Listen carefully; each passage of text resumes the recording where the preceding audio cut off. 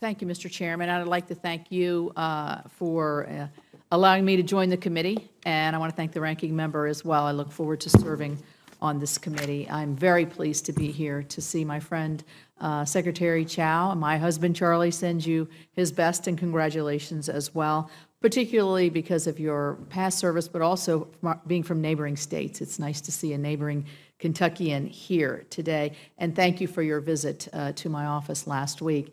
As you recall, we were called in that visit when you were Secretary of Labor. You came and visited me and Senator Byrd in West Virginia, and so I would extend another invitation for you to visit the great state of West Virginia to talk about transportation issues.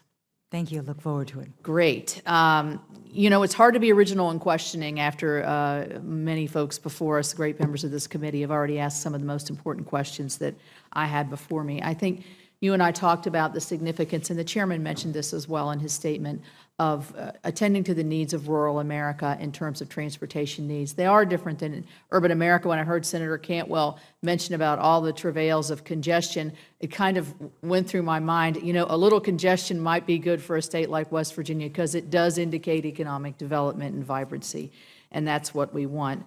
The financing part of an infrastructure package that the President-elect would be talking about has been mentioned many times in terms of including private investment, private dollars.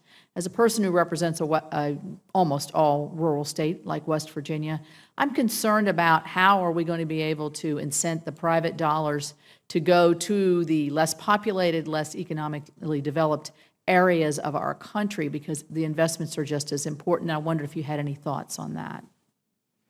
Rural America needs to be more connected in all sorts of different ways. And so as we look at the national infrastructure proposal, I think one of the great challenges are the pay-fors, and how are we going to pay for all these great ideas which are so necessary to keep our country, maintain the competitiveness of our country. And so once again, it's a huge issue that demands the best thinking of all of us.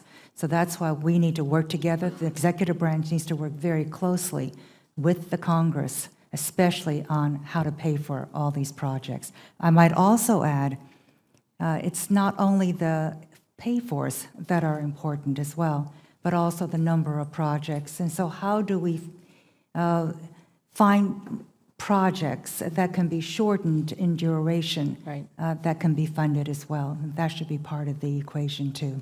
So thank you for asking that. Thank you. We've used successfully in West Virginia the public-private partnerships to complete projects like U.S. Route 35.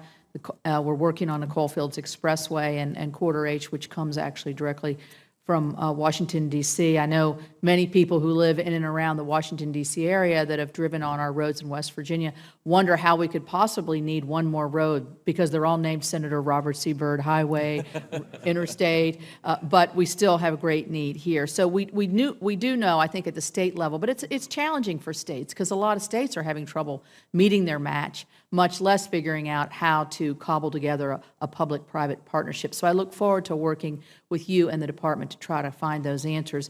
I'm going to shift to high-speed internet. Senator Klobuchar and I and Senator Gardner have worked on a bill, Dig Once. And this would mean that if you're digging and creating a new highway, you're running the high-speed internet at the same time. I would encourage you to look at that bill to see where you could help us with that, and present the concept of not only speed, but also being able to pinpoint certain areas that need that critical infrastructure as well, because it's just as important. I look forward to working with you on that. Thank you. One last thing I'd like to talk about, something I worked on when I was actually on the House Transportation Committee, and I worked with then Senator Udall. He's still a senator, and I was a congresswoman at the time. The concern of the 10,000 lives that we lost through impaired drunk driving and driving under the influence of drugs. We were able in the FAST Act to get the driver alcohol detection system for safety to try to get some innovation to try to work on prevention of to prevent the massive loss of life that we have, that people get behind the wheel when they shouldn't. So I would encourage you in your department to keep moving forward on the research and development in this area. I think there's lots to be done, and there are a lot of good ideas out there, and I just like your commitment. I'm sure you would be committed to that as well. We certainly would do that. All right, thank you so much. I look forward to voting in the affirmative for your confirmation. Thank you. Thank you.